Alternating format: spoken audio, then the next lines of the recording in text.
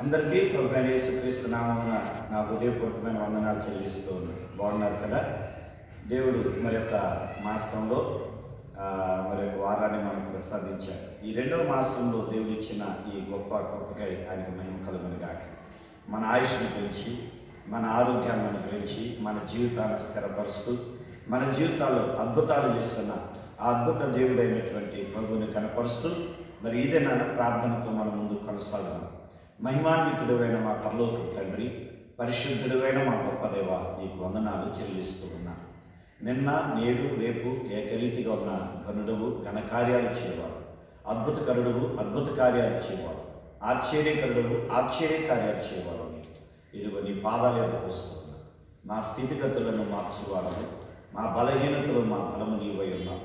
మా ప్రతి అక్రతలు ఎరుగు తీర్చువాడు నీవై ఉన్నావు కనుక నిన్ను సన్నుతిస్తూ, నిన్ను ఆరాధిస్తూ, మరి ఇన్ని దినాలు పోషించి సంరక్షించి మా ఆయుష్ను పొడిగించిన మా గొప్ప దేవ, నీకే స్తుతి మహిమ ప్రభావాలు చెల్లించి ఈ ఉదయకాల నైవేద్యాన్ని మీకు అర్పిస్తున్నాము తండ్రి. ఆమేన్. ప్రియమైనటువంటి దేవుని సంగమ, 32వ అధ్యాయం నిర్గమకాండం 1వ వచనములో ఈ మాట మనం చదువుకొని దేవుని యొక్క సన్నిధిలో కొన్ని మాటలు ఆ ప్రభు సన్నిధిలో మనం ధ్యానం చేద్దాం. మోషే కొండ దిగకుండా తడవు చేయుట ప్రజలు చూచినప్పుడు ఆ ప్రజలు అహరోను వద్దకు కూడి వచ్చి, లెమ్ము, మా ముందర నడుచుటకు ఒక దేవతను మా కొరకు చేయము. ఐగుప్తులో నుండి మమ్మల్ని రప్పించిన ఆ మోషే అనువాడు ఏమాయనో మాకు తెలియదని అతనితో చెప్పిరి. ఈ వాక్యాన్ని మనం చాలాసార్లు చదువుకుంటాం, ధ్యానించుంటాం.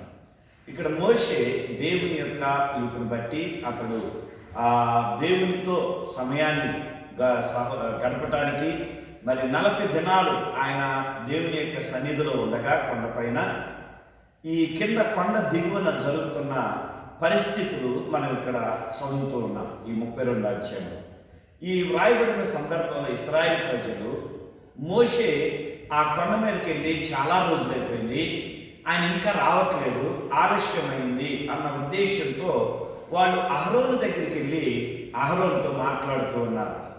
ఈ రోజున మన అంశం ఏంటంటే ఆలస్యం అయితే. ఈ ఆలస్యం వల్ల ఒక్కోసారి ఉపయోగం లేనటువంటి కార్యాలు జరిగి అప్రయోజనమైనవి. అంటే మన ఆలోచన కూడా చెడ్డగా ఆలోచిస్తాం, పనికిరాని ఆలోచన పెరిగిపోతూ ఉంటాయి. ఆలస్యం ఏదన్నంటే ట్రైన్ ఆలస్యమైనా, బస్సు ఆలస్యమైనా, మన పని ఆలస్యం జరిగినా కోపం వచ్చేస్తూ ఉంటుంది. లేకపోతే మన ఎవరికైనా పని చెబితే అది ఆలస్యమైనా వాళ్ళ మీద కోపం వచ్చేస్తుంది. ఇలా రకరకాలుగా ఆలస్యం వల్ల. అయితే ఇక్కడ ఏం జరిగింది అని అంటే 5 విషయాలు మీ ముందు తీసుకొస్తున్నా. మొట్టమొదటిది పనికిరాని ఐక్యత అనేది ఏర్పడింది. ఇక్కడ పనికిరాని ఐక్యత.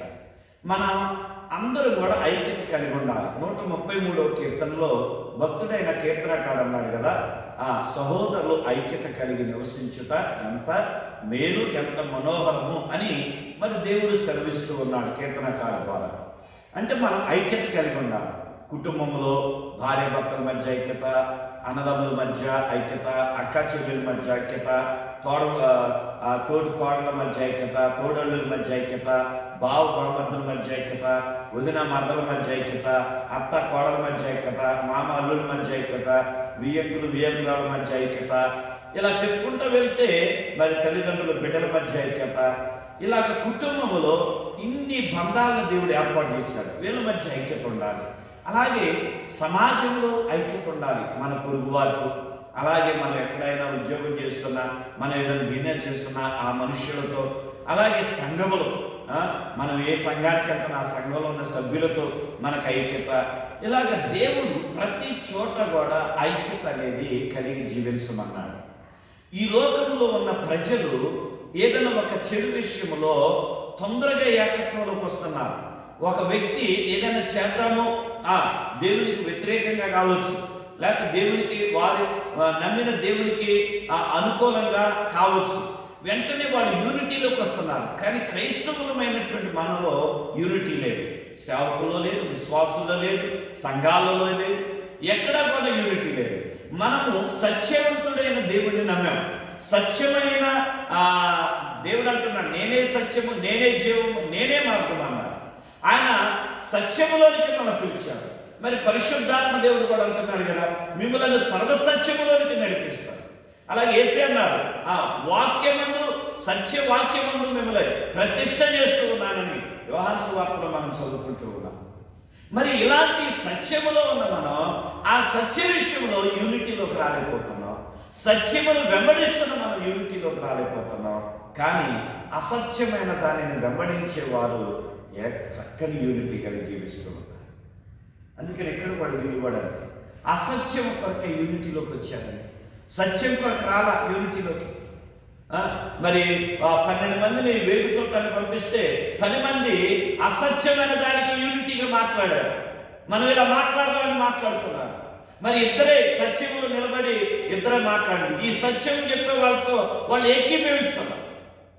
ప్రియమైన సంగమా, ఈ ఉదయకాల సమయంలో నీవు నేను మరి సత్యమును వెంబడిస్తూ ఎలా జీవిస్తాము? అననీయ సప్పేరా వాళ్ళు అసత్యములో ఏకత్వంలోకి వచ్చారు.